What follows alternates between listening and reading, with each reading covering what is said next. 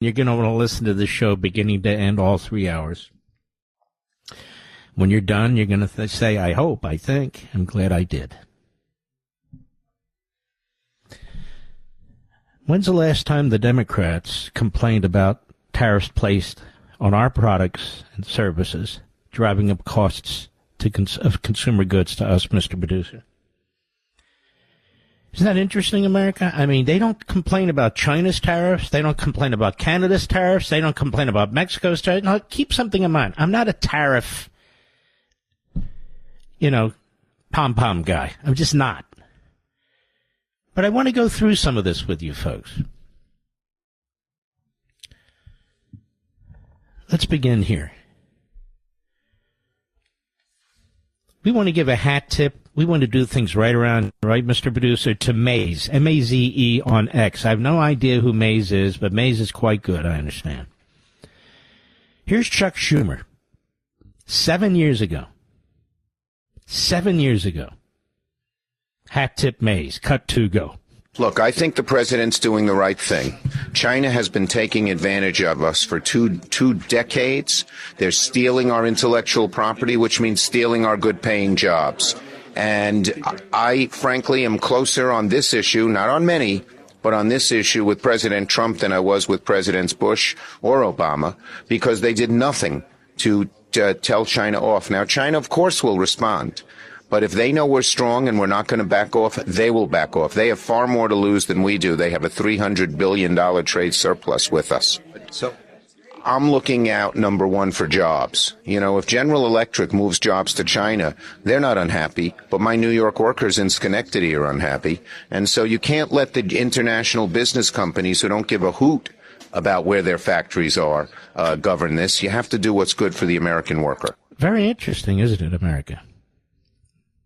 So the answer is, when Trump wasn't president, Schumer mentioned it in 2018. Now, what's going to happen now is every other radio host is going to use these. All our friends on Fox are going to use these, and they won't give credit to Maze, I don't think. I hope they do. I hope they do. We can go out and find them now that Maze found them, but we're giving Maze credit, whoever that is.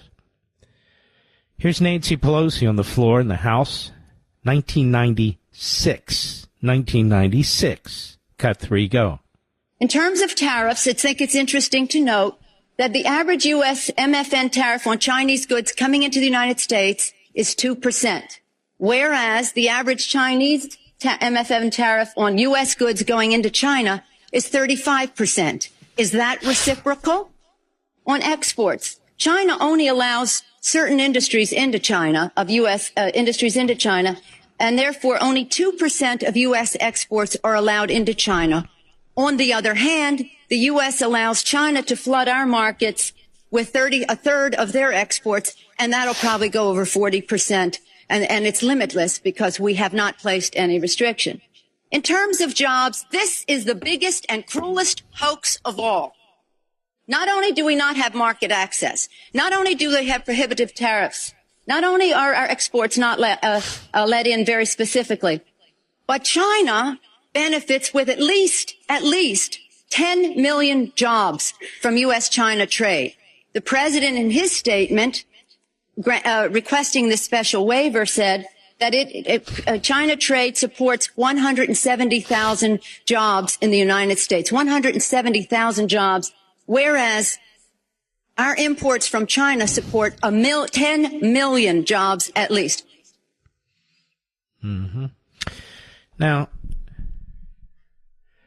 their attacks on China could apply anywhere if you'd listen to their logic. Just keep listening. Here's more Pelosi. Go.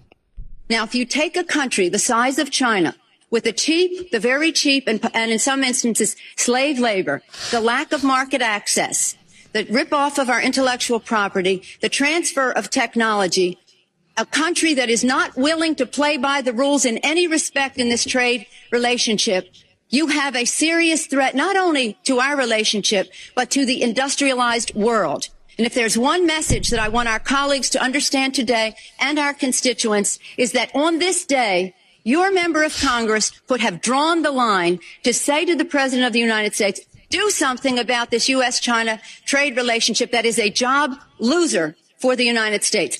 And this brings us to the point that others have said, well, we can't isolate China. Do you think for 1 minute that with 10 million jobs at least and $35 billion and be over $40 billion this year in a trade surplus, all those billions of dollars in surplus, that the Chinese are going to walk away? Where are they going to take 35 to 40% of their exports? Who's going to buy them? This is what sustains the regime. The funding and the jobs. They can't have those people out of work. They have to be at work exporting to the United States. 15% of all the products that come into this country come from Mexico. 15% of all the products that come into this country come from Canada. It's 30%. 13% of all the products that come into this country come from China. So, listening to her logic, very logical, listening to Schumer's logic, it doesn't matter if it's China or Canada or Mexico or whatever it is. They're not making national security arguments, which I make, as well as economic arguments. But here's the icing on the cake. Bernie Sanders, on the floor of the Senate in 2008, again, hat-tip to Mays on X. I want you to listen to this. Bernie Sanders, cut 5, go. What they have said is that we need to not worry about manufacturing in America, because what we should establish is a policy of unfettered free trade. We don't need tariffs. What we need is to allow corporate America the freedom to throw American workers out on the street, people who are making 15, 20, 25 bucks an hour, health care, pensions, throw them out on the street, because somehow, Madam President, we are going to create wealth in America and good-paying jobs in America as we shut down plants, we move to China, corporations there pay workers 20, 30 cents an hour, and we bring the product back into this country.